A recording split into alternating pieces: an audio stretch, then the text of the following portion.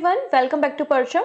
आज हम डिस्कस कर रहे हैं बजट के बारे में, क्योंकि हर साल एक एनुअल बजट या यूनियन बजट जो है वो सेंट्रल गवर्नमेंट के द्वारा, मिनिस्ट्री ऑफ फाइनेंस के द्वारा पेश किया जाता है। तो क्या इंपॉर्टेंट हाइलाइट्स रहे हैं हमारे बजट के बारे में, उनको हम देखेंगे। क्योंकि जो भी हमारा एग्जाम होता है, चाहे आप यूपीएससी एग्जाम दे रहे हो या फिर वनडे एग्जाम, बजट से एक दो क्वेश्चन तो एग्जाम में फ्रेम होते ही हैं। तो पूरी बातों को ध्यान से समझना है। और जहाँ पे भी ये बैंकिंग टर्म्स होते हैं तो वहाँ पे मैंने उन्हें हाईलाइट करके रखा हुआ है, उनकी डेफिनेशन है ना, कि क्या होती है वो टर्म, क्योंकि जो इकोनॉमिक बैकग्राउंड से बच्चे नहीं हैं उनको वो टर्म समझने में दिक्कत होती है।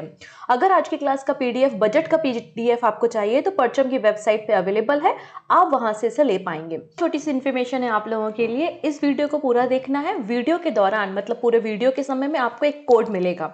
उस कोड के जरिए आप परचम का कोई भी प्रोडक्ट परचेस कर सकते हैं विद एडिशनल डिस्काउंट। तो एक डिस्काउंट कोड भी आपको प्रोवाइड किया जाएगा इस वीडियो में, तो वीडियो को लास्ट तक देखना है।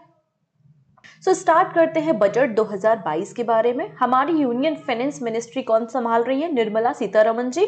उन्होंने आज के दिन मॉर्निंग 11 पे हमारा बजट की स्पीच देना शुरू किया। तो 1 फरवरी को बजट जो है वो पेश किया गया और निर्मला सीतारमण जी का ये चौथा बजट था। ठीक है, इसके अलावा इन्होंने 2019 में, 20 में, 21 में और अब 2022 में इन्होंने बजट पेश किया। मतलब निर्मला सीतारमण जी का ये 4th नंबर का बजट था जो इन्होंने पेश किया। अब बजट से जो हम बातें कर रहे हैं तो क्वेश्चन बनना भी लाजमी है। तो 2 क्वेश्चन आपको पूरे वीडियो में पूछे जाएंगे, जिसका आंसर आपको कमेंट सेक्शन में देना है। पहला क्वेश्चन है, union budget is laid before the 2 house of the parliament in the according with the article number blank of Indian constitution.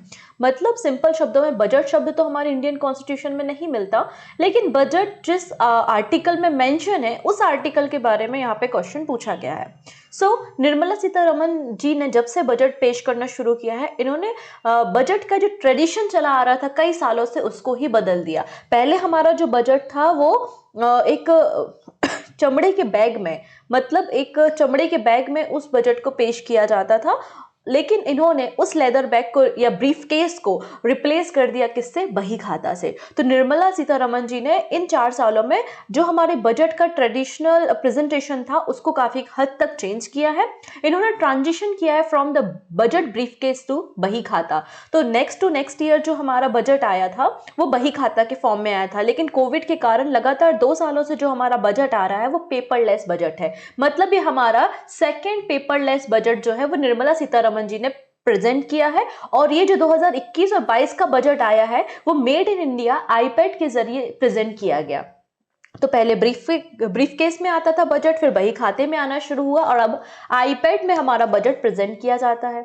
अगर हम बात करते हैं भारत के पहले बजट को प्रेजेंट करने के बारे में, तो इंडिपेंडेंट इंडिया के पहले जो फाइनेंस मिनिस्टर थे आर.के. सटमुखम शेट्टी, उनके द्वारा पहला बजट पेश किया गया था और वो एक लेदर के ब्रीफ केस में बजट को लाए थे। क्योंकि ये जो लेदर का ब्रीफ केस है वो ब्रिटिशर से हमको मिला है। ये जो बजट होता है बेसिकली एक फ्रेंच वर्ड है जिसका नाम है बुगेट, जिसका मीनिंग होता है लेदर ब्रीफ केस, जिससे ये वर्ड आया है बजट।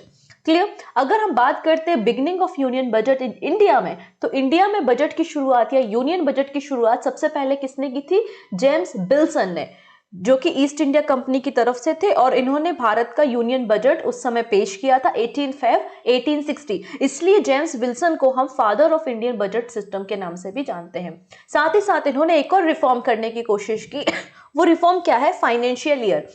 पहले हमारा फाइनेंशियल ईयर जो है वो 1 मई से 30 अप्रैल हुआ करता था, लेकिन आज हमारा देश में फाइनेंशियल ईयर हम क्या देखते हैं? 1 अप्रैल से हम 31 मार्च से देखते हैं। तो ये 1 अप्रैल से जो 31 मार्च हम अपने फाइनेंशियल ईयर को रन करते हैं, ये स्टार्ट कब से हुआ है? 1867 से हुआ है।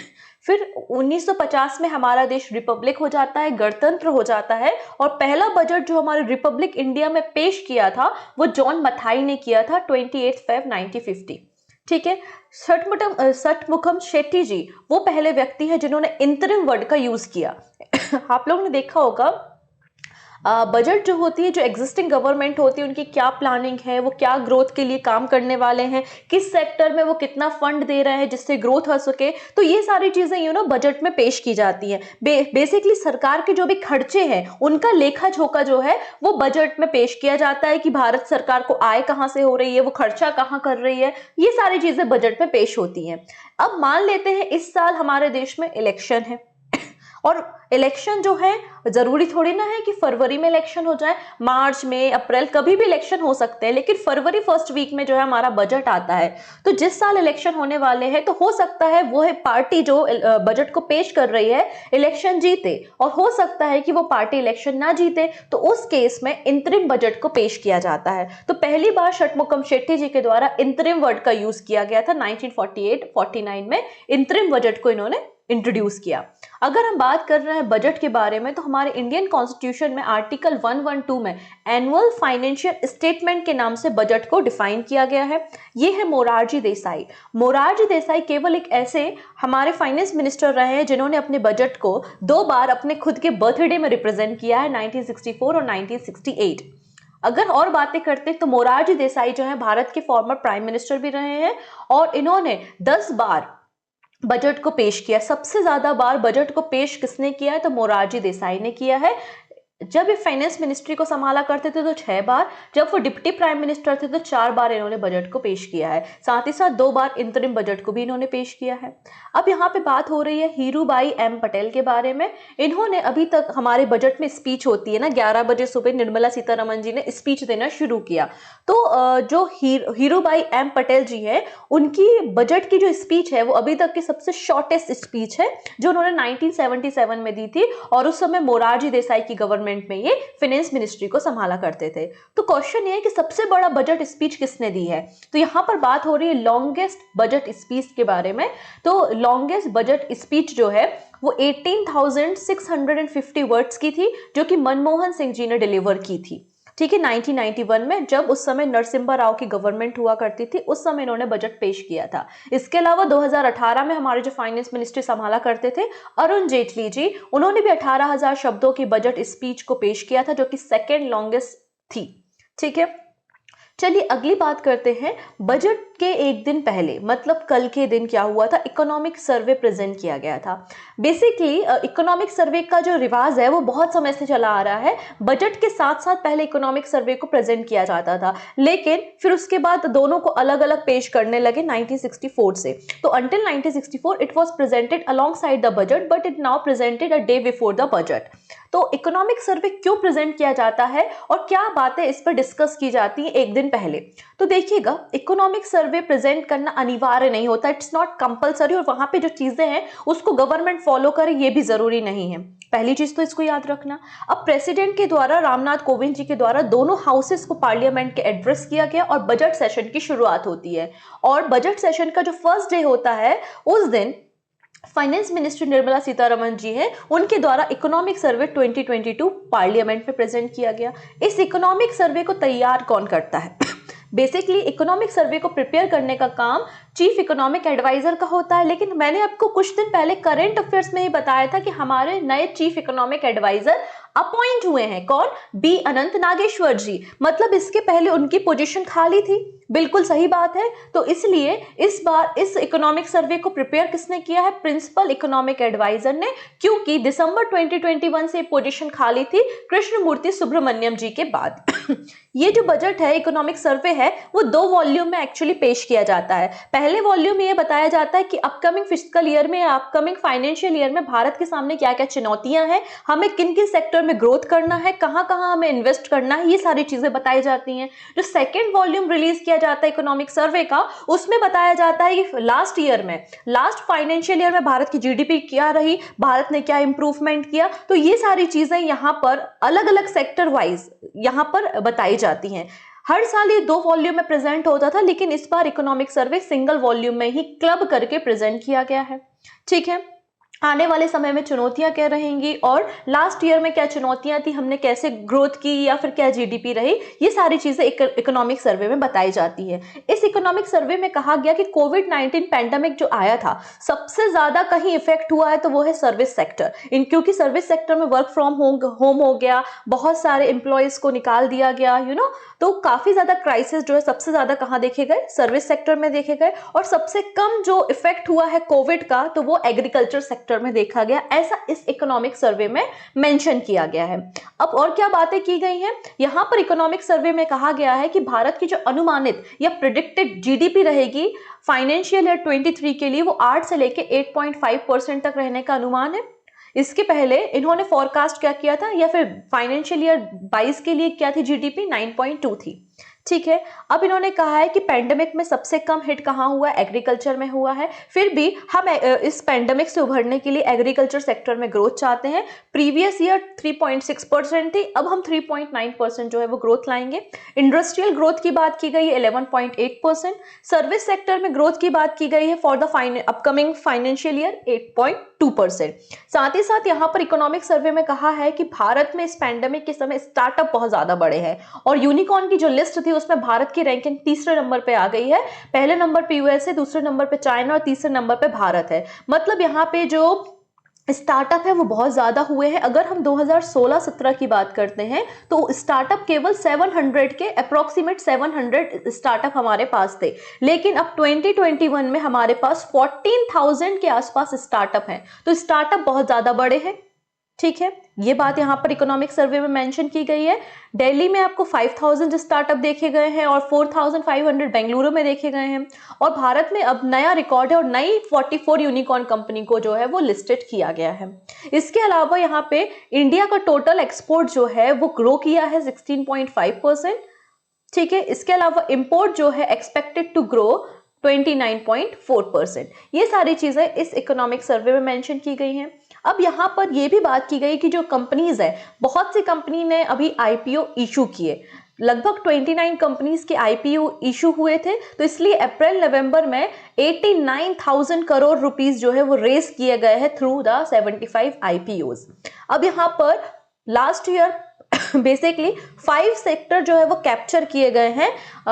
83% aggregated pipeline value in 5 sector की रही है, road, railway, power, oil and gas and telecom sector. सबसे ज्यादा एक्सपेंडिचर जो किया गया है लास्ट ईयर वो 27% कहाँ किया गया है, रोड में, और 25% जो है वो रेलवे में देखा गया है। हमारा डिस्काउंटेड कोड जिसका नाम है बजट 2022, इस कोड का यूज करके आपको एडिशनल डिस्काउंट मिल जाएगा अगर आप परचम के एप्लीकेशन पे जाकर कोई भी प्रोडक्ट को परचेस करते हैं। और हमारे पास जो प्रोडक्ट्स है वो है जैसे कि आप मंथली करंट अफेयर्स का पीडीएफ वहां से ले सकते हैं, मैं आपको जो बर्निंग टॉपिक कवर कराती हूँ उनके पीडीएफ आप वहां से ले सकते हैं। इसके अलावा परचम की टीम ने आपकी तैयारी को अच्छा करने के लिए एसएससी जीए कोर्स भी लॉन्च किया है, जहाँ पे polity, geography, history, economy, science PYQ के जरिए आपको सिखाई जाएगी। तो इन सारे कोर्स को परचेस करने के लिए आप परचम एप्लीकेशन पे जाइए और इस डिस्काउंटेड कोड का यूज कीजिए। क्लियर? तो ये कुछ बातें इकोनॉमिक सर्वे में कही गई थी। अब इकोनॉमिक सर्वे के नेक्स्ट डे मतलब आज के दिन यूनियन बजट को पेश किया जाता है। तो हम यूनियन बजट के भी हाइलाइट्स को यहाँ पर देख लेंगे। सबसे पहली बात, इस साल यूनियन बजट में 5 प्रायोरिटीज रखी गई हैं।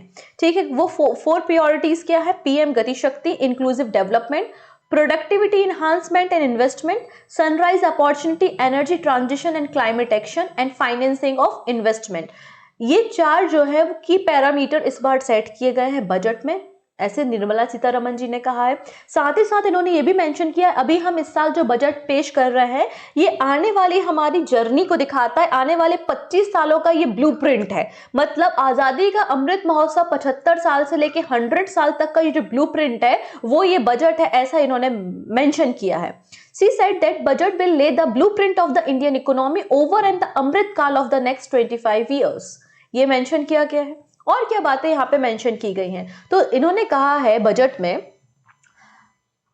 एस्टिमेटेड जो जीडीपी ग्रोथ रहेगी हमारी नेक्स्ट फाइनेंशियल ईयर के लिए वो 9.27% रहेगी। इंपॉर्टेंट पॉइंट, 9.27% एस्टिमेटेड जीडीपी लगाई गई है। अगर हम बात करते हैं फिजिकल डिफिसिट मतलब राजकोषीय घाटा, अब भारत सरकार देखो होता क्या है, अभी पूरा साल बाकी है, अब भारत सरकार को तो पता ही नहीं ना कहां कहां से इनकम होगी, लेकिन भारत सरकार इस बजट में पहले ही बता देती कि हम खर्चा कहां कहां करेंगे। तो भारत सरकार पहले खर्चा बताती है, बाद में इनकम होती है। तो इस समय होता क्या है, भारत सरकार को घाटा लगता है, जिसको हम फिस्कल डिफिसिट या राजकोषीय घाटा कहते हैं। तो यहाँ पे बोला गया है बजट में कि टोटल एक्सपेंडिचर जो है वो एस्टिमेट किया गया है 39.45 लाख करोड़, और जो रिसिपेंट होंगे जहां से हमें इनकम होगी वो लगभग 22.84 लाख करोड़ रहेंगे फॉर द फाइनेंशियल ईयर 23। इसलिए हमारा जो फिजिकल डिफिसिट का टारगेट है वो 6.4% रह सकता है, ऐसा यहाँ पे मेंशन किया गया है। नेक्स्ट बात यहाँ पे क्या की गई है, the budget estimate the effective capital expenditure for the central government is 10.68 lakh crores।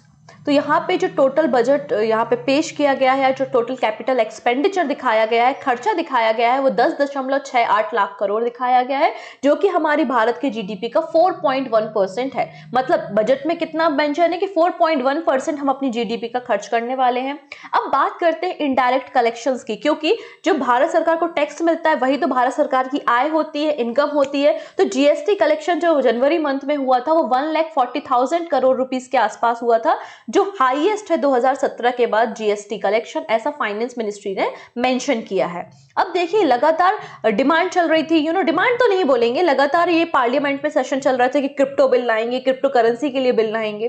तो यहाँ पे डिजिटल करेंसी की बात भी बजट में मेंशन की गई है। यहाँ पे बोला गया है कि रुपी, जो हमारा डिजिटल रुपी है, हम उसको लॉन्च करेंगे, और ये लॉन्च कौन करेगा, ब्लॉकचेन टेक्नोलॉजी पर आरबीआई इसे लॉन्च करेगा, और आरबीआई इस प्रोसेस को स्टार्ट करेगा 2022 और 23 से टू बूस्ट आर इकोनॉमी, ऐसी बात यहाँ पे निर्मला सीतारमन ने कही है। तो डिजिटल करेंसी ब्लॉकचेन टेक्नोलॉजी के जरिए आरबीआई के द्वारा स्टार्ट की जाएगी। साथ ही साथ यहाँ पर यह भी मेंशन किया गया है कि अगर आप इनकम को वर्चुअल डिजिटल एसेट के जरिए ट्रांसफर करते हैं तो 30% आपको टैक्स भी पे करना पड़ेगा। तो यहां पर ये मेंशन किया गया है।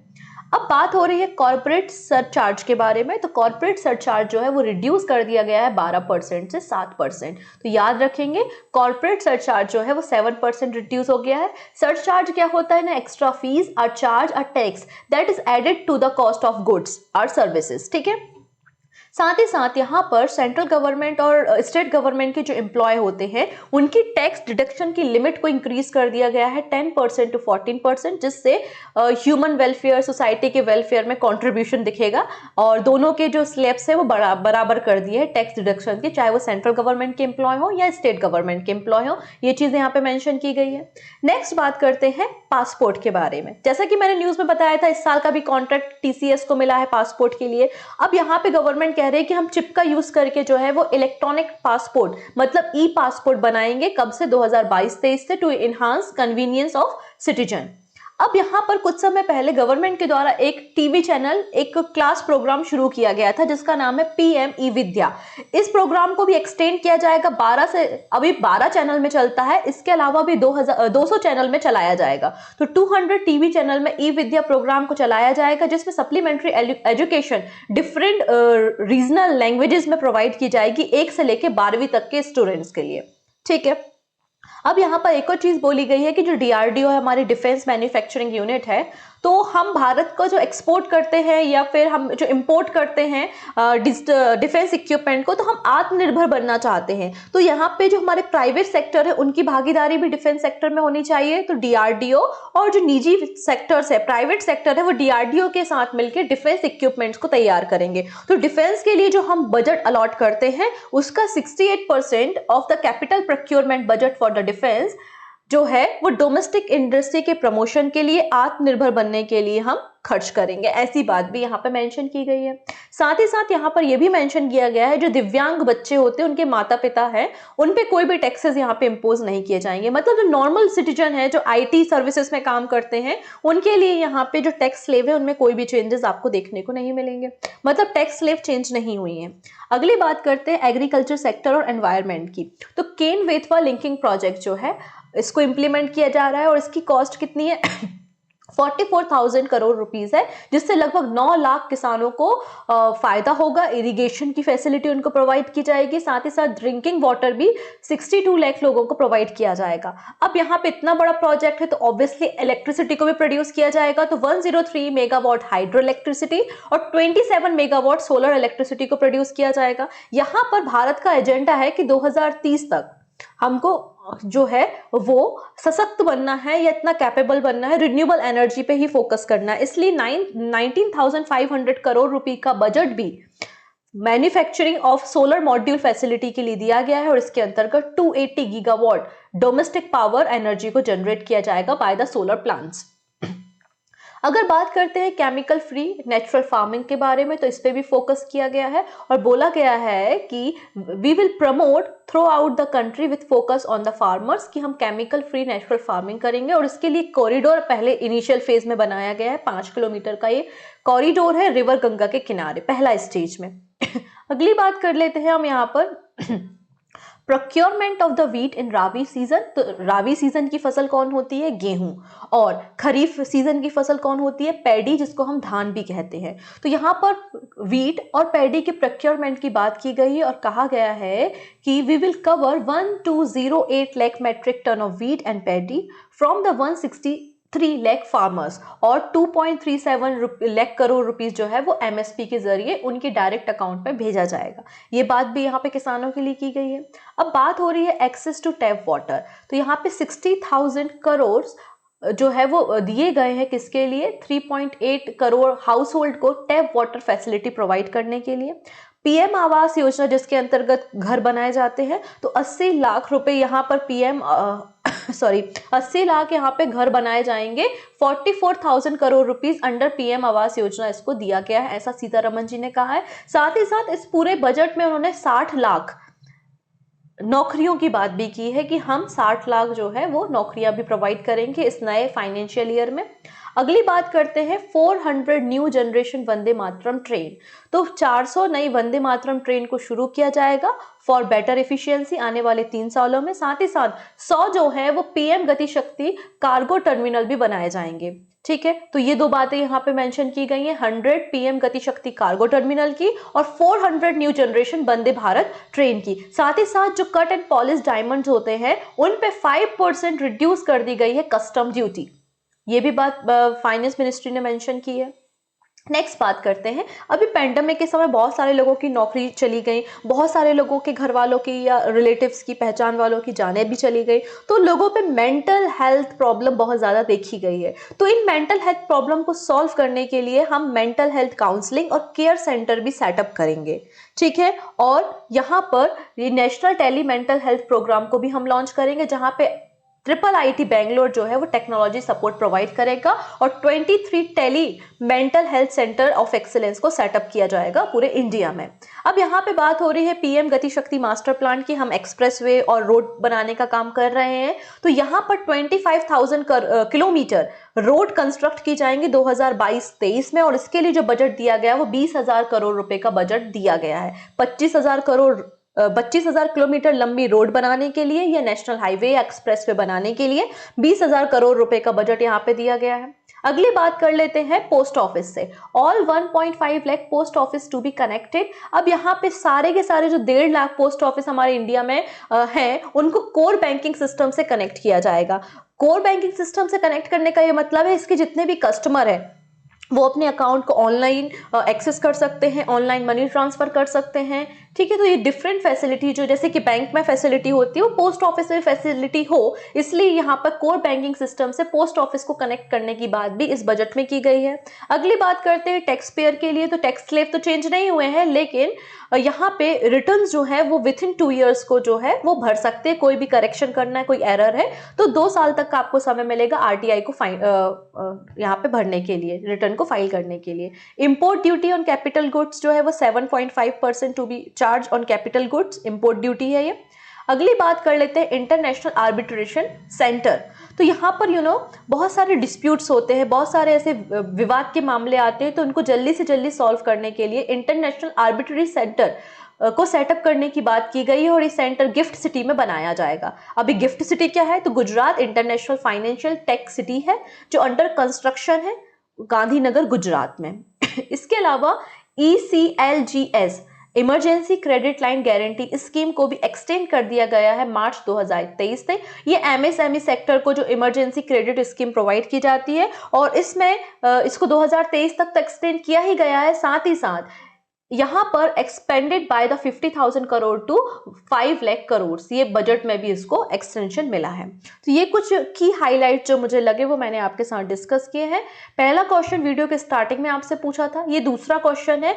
क्वेश्चन ये बोला है कि ये बात हम सभी को पता है कि मनी बिल सबसे पहले लोकसभा में पास किया जाता है और उसके बाद वो बिल राज्यसभा में आता है। अगर राज्यसभा कोई एक्शन नहीं लेती है कितने दिन के अंदर, 10 दिन, 14 दिन, 20 दिन या 30 दिन के अंदर, तो उस बिल को अपने आप पास मान लिया जाता है। तो आपको वो चीज हमें बतानी है कि कितने दिनों के अंदर अपर हाउस को मनी बिल पे एक्शन लेना जरूरी है। ठीक है, तो ये 2 क्वेश्चन है जिसके आंसर आप हमको कमेंट सेक्शन में देंगे। So thank you so much, हम मिलेंगे नेक्स्ट सेशन में। Take care and bye bye.